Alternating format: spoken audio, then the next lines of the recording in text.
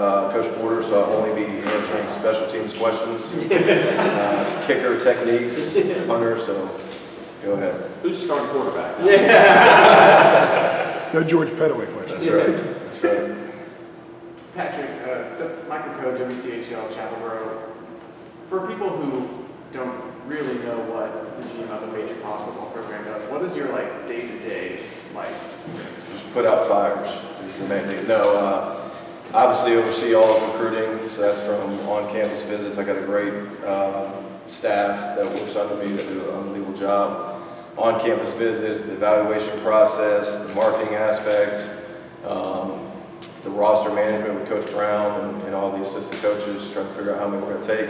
Obviously, each coach wants to take as the maximum number, and me and Coach Brown are the no guys, and we can't take that many.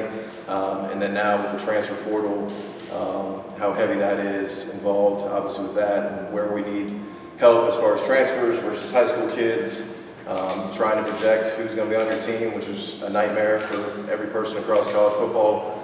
So that's mainly the day in and day out, and obviously throughout the year, depending on if it's contact period, eval period, recruits on campus, that changes. So that's the good thing about the job. It's never the same day in and day out. When you came in here, were there any changes that you made based on what was done in the previous staff, or just how did you kind of make the role your own as you bounced around? Yeah, what's good is, Billy before me worked for me at Auburn, so very similar, but me and Billy are different. We have different personalities and things like that, so it changed a little bit, but that was fortunate enough, obviously, to work for Mac before, so I know what he's looking for. Worked with Coach Porter before. I've known Coach Chiswick for a long time, so I know what these guys were expecting coming into the job, and kind of, again, made it my own, but having Billy before me and working for Mac definitely helped in that process. Pat, J.B. Spectrum News 1. How much responsibility is it of yours to take pressure off of Mac and what he has to do to spearhead this program and bringing in the talent that he brings in? How much responsibility is it for you to take that pressure off? Yeah, I think it's huge responsibility because nobody knows everything the head coach has to deal with unless you're a head coach, right? And that's the good thing about having Coach Chiswick here. He understands that. Coach McNell has been a head coach before, so our job is to keep stuff off of his plate, but also communicate with him as much as possible. I think the one thing working with a lot of head coaches, their biggest pet peeve is when they don't know something. So over-communicate with them, with Coach Brown, and make sure he's up to date on everything. He never sleeps, so he usually knows it before I do most of the time. When you guys post something, there's an article out there. Jeremy knows that, so and that's why I love working for him, because he's just nobody's going to work as hard as him. I'm trying to catch up to him to do that, but yeah, the job of my role, Jeremy's role, Corey Holiday, all those guys, is to keep stuff off his plate, because being head coach and all the stuff you have to deal with day in and day out is a lot to take on. This position, it looks like it's becoming a new trend within college athletics. I'm just curious from your perspective, do you think a position like this should have been in play maybe 5-10 years ago in college sports? Yeah, I think so, and I think they were just titled differently, right? Back with Coach Saban was kind of the trendsetter, and then it kind of grew from there, and that's kind of where the tree came into play of guys branching out. But also recruiting's changed a whole lot. I mean, there's the photo shoots, back 10, 15 years ago, they barely put on a jersey. Now it's a full production. You're doing a video for them. Now you're taking a picture with cars. You're doing streetwear. I mean, it's just changed. So with that, you need bigger staffs to handle those recruiting pieces because the coaching staff doesn't want to do that. So I think as the rules have changed and evolved, obviously you've seen the staff sizes, the roles like mine change along with it. Patrick Barnes in South Carolina. I was going in that direction. I remember vividly 20 years ago sitting down with an assistant coach here who was creating a recruiting database of his own, recruiting coordinator. You mentioned your time at Bama. At what point did it become clear that, okay, all this recruiting stuff needs to get out of the hands of the coaches in terms of the database and all that, and it needs to be more of a defined role? Yeah, I mean, from a timeline perspective, 2007, 2008, somewhere in there. Most recruiting departments had one guy or maybe two full-time people in their recruiting departments, and then it's obviously grown from there. Because also in the past wasn't as sped up as it is now. I mean, we're talking about this June feels like 48 hours before signing day, you know, with the 23 class, and you're recruiting the 24 class, the 25. In the past, you're recruiting one class. Once you get through signing day in February, then you move on to the next class. I mean, you might have offered a couple guys, but that part of it is probably the reason it's changed so much from you know, earlier in the 2000s and why it's that way today. And you know, I think it's a tremendous. I take pride in being one of the first ones to kind of start this thing off because I think it's a great role. You know, my ambitions were always to get in the NFL, but I love college football so much, and now it's really an NFL level.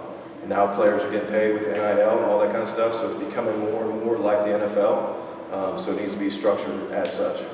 What's one? I know there's a lot of things you'd like to change about how recruiting is done at the college level, but from an NCAA perspective, what are some things in terms of their schedule, contact stuff that you think needs to be changed in terms of recruiting for college football from a broader point that? I mean, do I have 3 hours, Jeremy, to talk about that? I think the main things are there's inconsistencies in the contact. So just give you an example, 2024 can come in, he wants a photo shoot, give him the photo shoot, but you can't give him the pictures. They have to take their own pictures. Right now, a 24 texts you, can't text him back. A 24 calls you, you miss it, can't call him back. So those are the inconsistencies I think would struggle. So either don't let them come on campus or let them come on campus, but you got to be able to contact them. Those are probably the biggest pet peeves if you talk to my position and coaches across college football. We talked about the photo shoot thing a little bit. It's probably got a little out of control, but it is what it is. That's what that's the first thing they want to do when they come on a visit is put the uniform and everything on. So I don't see that changing, but I got a laundry list of stuff. But those are probably the main things: the contact with the players and how you cannot have contact with them when they're trying to contact you. So You've been a bunch of places, you came to Georgia Tech, been Alabama. What about UNC, makes it special that you kind of sell that makes them unique? Maybe not better, but unique and different than you. yeah, I mean, Coach Brown has hit this a lot, but there's not many places you can win all your games, compete for championships, and get the education you're going to get here. In a college town, in a great town, it's safe, it's clean, the people here are unbelievable, and that's just for me being here a couple months. I think that's the main thing, and then you get to work and come play for a Hall of Fame coach like Coach Brown, and that's the reason I came. That's the reason most of these players come. But the brand of UNC is so strong. I've talked about this before, but just growing up, you know when you see that Carolina blue, there's one team you're talking about. So. A very recent trend we saw play out this weekend. A lot of kids are taking officials in June now, and like the Showtime camp didn't have a lot of 23s there. Do you think the signing day should be moved up to maybe before they start their fall camp in high school? They can get that done with because they've kind of kicked everything up in the process. Yeah, and I think when they originally came out with the new signing day in December, their intent was that's really for the kids. They know where they're going. They grew up UNC fans. Their dad went to school there, whatever, so they can just lock in their spot, and then they would figure out, hey, most of the kids would sign in February. Well, now everybody signs in December. There's maybe 3 or 4 in February, and really now January has become junior recruiting plus portal recruiting. So yeah, I would like it to be where, because right now they can sign a grant aid to your school that binds you to the kid, but not the kid to you. Coming August, I think it's either August or September. So I would like that to be both ways. If a kid knows where he wants to go and he wants to get out of the way, let him sign in August or September, get it over with. If there's a coaching change, then that breaks, he can look around and go to a different school. But there's got to be something because every school is now doing the majority of their official visits in June. And like I said, this feels like December right now. Yeah. But you still have 6 months till signing day, so a verbal commit means nothing until they sign. But Coach Brown and the coaches do a great job of finding kids that fit here, and they've done a great job in the 3 years of when a kid does commit, they're pretty locked in and they're going to stick with it. Patrick, from a 10,000, Brendan Marks in the Athletic, from like a 10,000 foot view, maybe it is recruiting, maybe it's something else, NIL, roster management. Yeah. What is the biggest challenge that you guys are dealing with now, or maybe there's the most the least guidance from the NCAA? I think the main thing is the roster management, and hopefully they can get their hands on when you can hit the portal. Don't hit the portal, don't let kids hit the portal during the season. Give them a window after the season they can hit the portal. But that's the biggest thing, and that's why if you look across college football, with the 85, most people are short going into the season, and whether they put on walk-ons or save it for the next class, it's hard to get enough to figure out exactly how many high school kids you got to take first portal, and then you never know who's going to leave your team. You don't know who's going to test the NFL waters, which that's always been the case, right, with the guys leaving early. We educate them as much as possible. Having Darryl Moody on the staff is huge, being a former scout and all that. So you can kind of get a grasp of that a little bit, but it's the guys that are transferring. You never know if the kid's not playing or whatever. But again, it goes back to the point of the degree here is so strong. Most kids are going to want to stay and get their degree, but they're on the fast track 3 with the COVID year now. They got 2-3 years and they can be graduated and transfer out and have plenty of time left. So that's the biggest stress, I think, across college football right now. Shelby Swanson, living target, in your 3 years as the general manager for Georgia Tech, what would you say is your biggest accomplishment there? I went to Georgia Tech for a lot of reasons. That was home for me, being in Atlanta. And I knew the challenge would be coming off from a triple option team to now doing pro style, which had also affected the defensive side of the ball as well.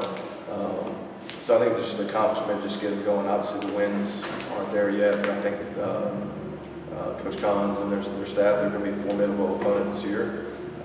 But that was for me, just getting a chance to work from home, and just had my first son born, so we needed a lot of help because we had no idea what we were doing.